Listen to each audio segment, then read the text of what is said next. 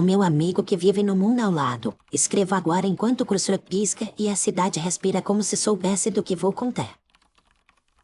Hoje acordei com a sensação de que a minha rua tinha encurtado e eu soube na hora que alguém que eu amo tinha pensado em mim. No meu bairro a distância se comporta como o coração das pessoas. Quando o afeto cresce, as calçadas ficam mais curtas e as esquinas se aproximam. Você pode rir, mas aqui o mapa muda de humor quando a gente muda de humor. E não é poesia forçada, é só o jeito como o chão responde ao que sentimos.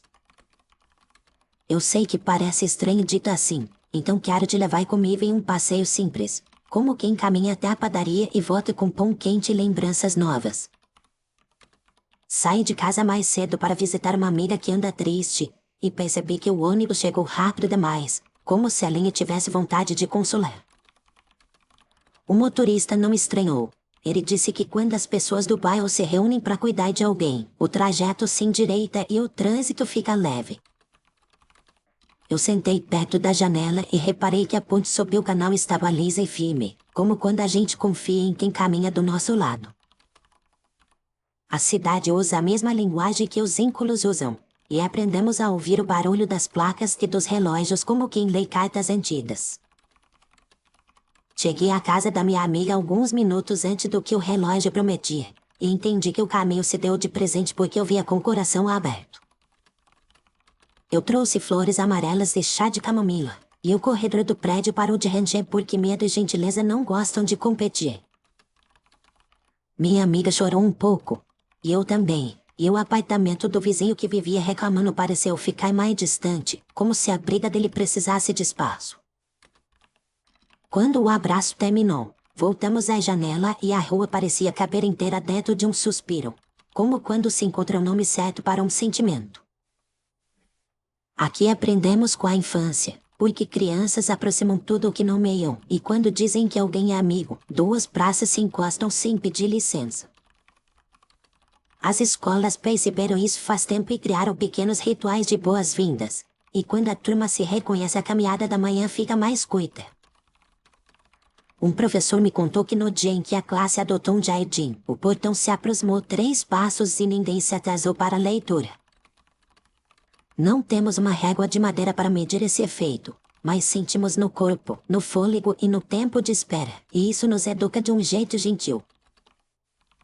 A prefeitura tenta não se meter mais na vida íntima, e ainda assim cuida para que ninguém manipule os sentimentos da cidade como se fossem alavancas.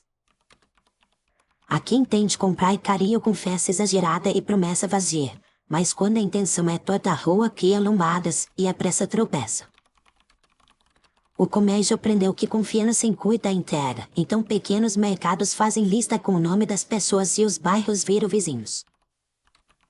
Eu gosto de olhar o quadro de avisos da praça. Sempre tem convite para rodas de conversa, e nesses dias as calçadas se esticam até virar um único banco comprido.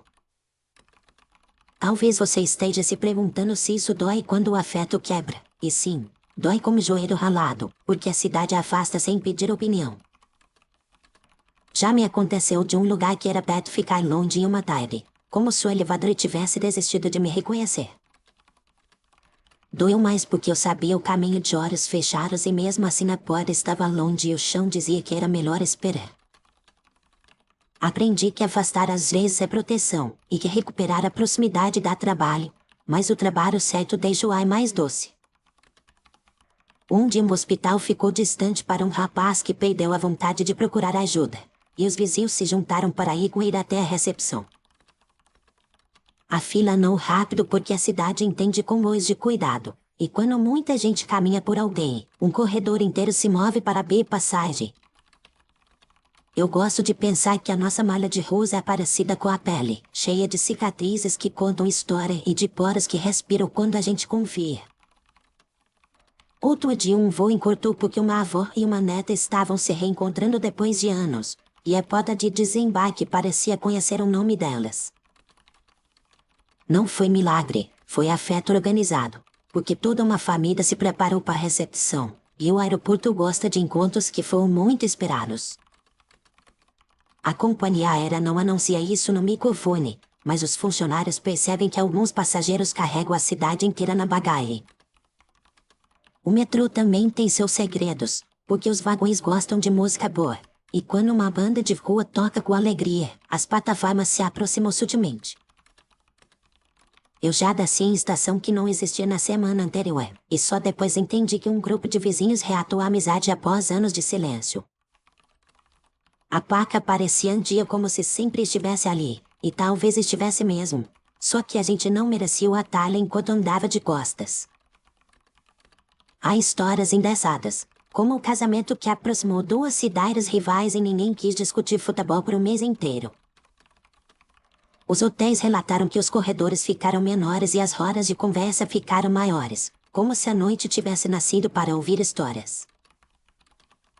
Quando nasce um bebê, as escadas perdem degraus que ninguém sente falta, e as visitas chegam cedo sem combinar. Quando alguém parte, as ruas perdem silêncio e a gente caminha devagar, não para arrastar o luto, mas para que ele encontre lugar seguro no peito.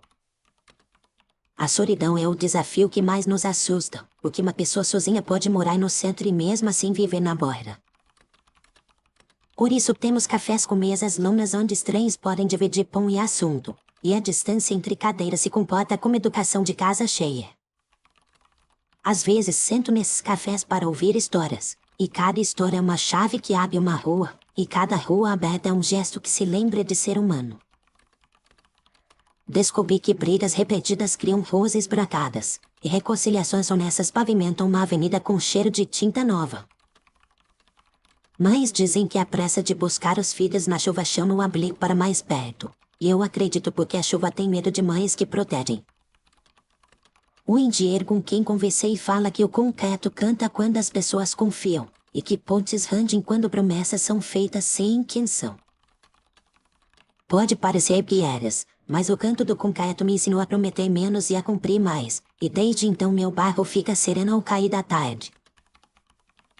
Pessoas me escrevem pedindo conselhos sobre relações que ficaram longas demais para a vida caber, e eu respondo com perguntas simples. Você quer aproximação que cure ou quer aproximação que só confirme o medo? Eu pergunto isso porque o caminho entende a diferença. A cidade respeita escolhas íntimas e nunca obriga ninguém a se aproximar do que machuca, e isso me fez amar ainda mais o que aqui chamamos de cuidado. Às vezes é preciso aumentar a distância para que a ferida não vire hábito, e todo mundo entende quando um atalho se fecha para salvar alguém.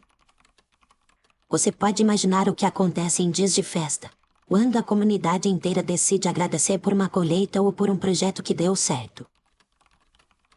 Nesses dias as praças se movem como constelações que decidem ficar mais juntas, e a volta para casa leva o tempo de uma música feliz. Eu sinto que a alegria organizada é como linha de costura, e onde a linha passa o tecido urbano ganha firmeza. Trabalhando como cartógrafa do cotidiano, eu aprendi a ler os sinais que a cidade deixa nos detalhes, e os detalhes mudam a vida. Um encontro marcado com sinceridade reduz 2 quilômetros sem pedir, enquanto um encontro marcado por obrigação aumenta uma esquina só para pensar melhor. As pessoas começaram a anotar quando o caminho encurtou e quando alongou, e essas anotações viraram um diário coletivo. Esse diário nos mostrou que gentileza entendida como gesto e não como discurso tem efeito visível, e isso virou plano de bairro.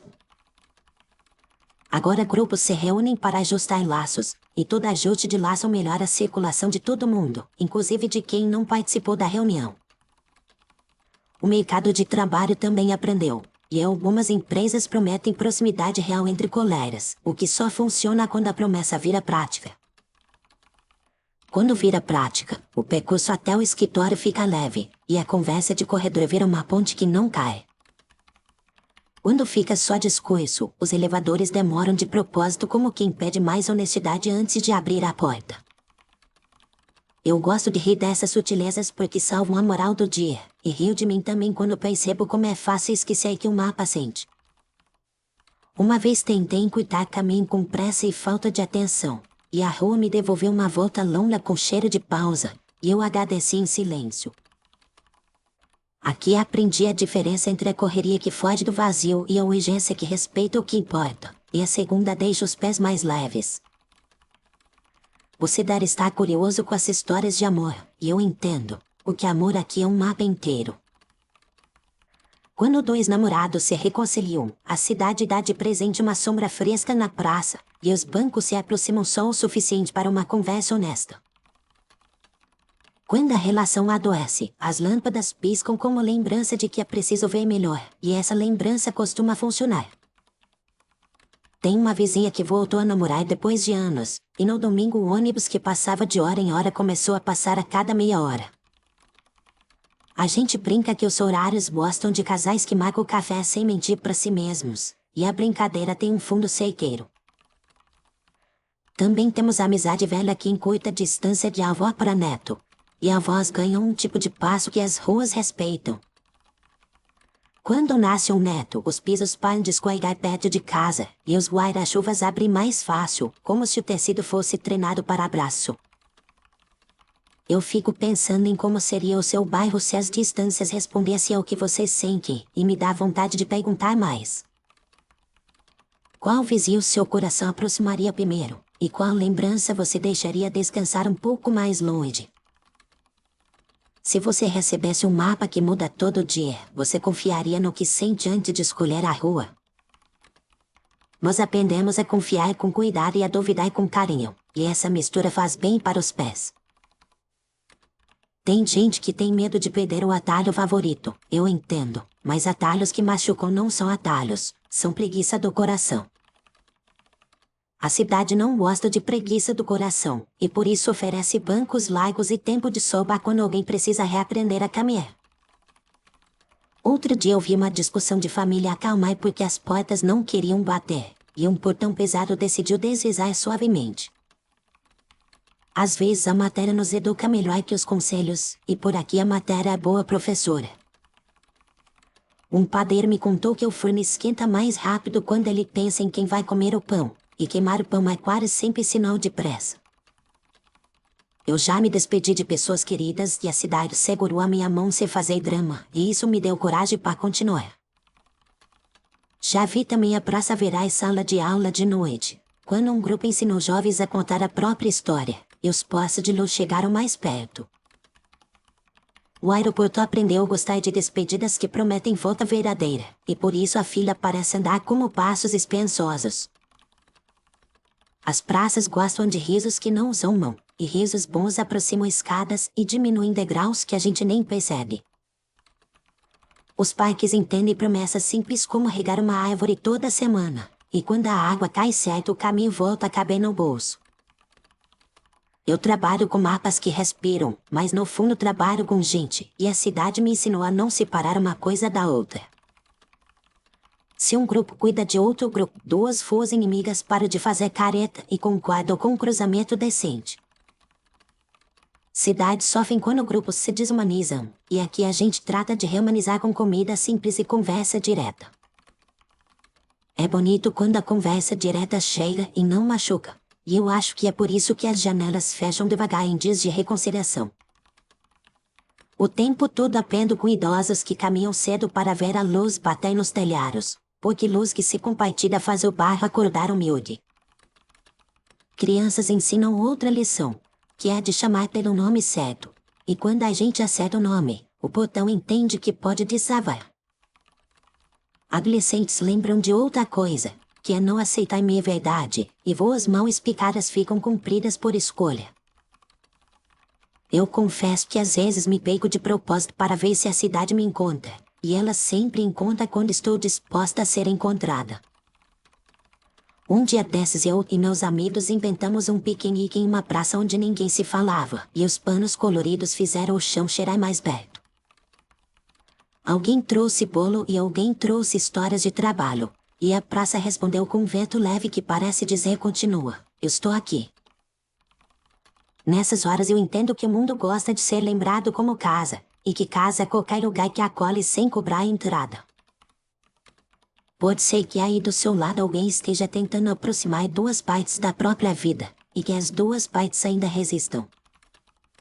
Diga para essa pessoa que distância longa fica menor quando a gente tira o peso das palavras, e quando a gente escolhe perguntar antes de acusar. Eu aprendi a perguntar de um jeito que abre portas e não me empurra pessoas, e a cidade gostou tanto desse jeito que copiou na calçada. Uma vizinha que trabalha em turnos madrugada dentro me disse que as ruas sorriem quando ela volta, e que sua casa parece dar um passo em direção a ela.